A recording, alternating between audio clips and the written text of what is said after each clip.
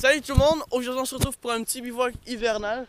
C'est déjà la nuit, je suis avec Xav et Max et on va passer un petit bivouac ce soir.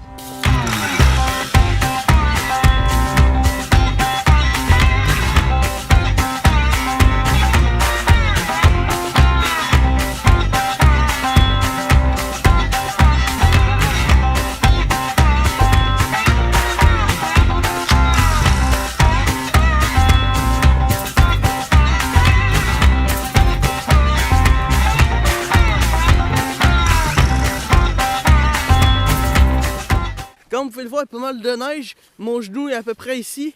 Donc on aurait peut-être dû prendre des raquettes, mais bon. On va essayer de ne pas aller trop loin.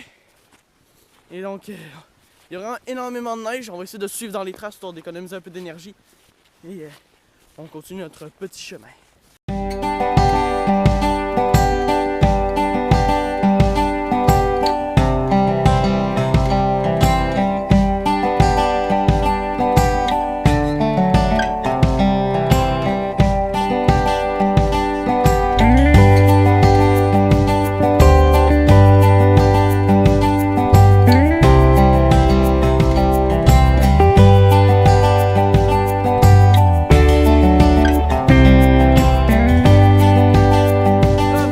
On va déposer nos sacs, puis on va fouiller aux alentours pour essayer de trouver un spot où dormir.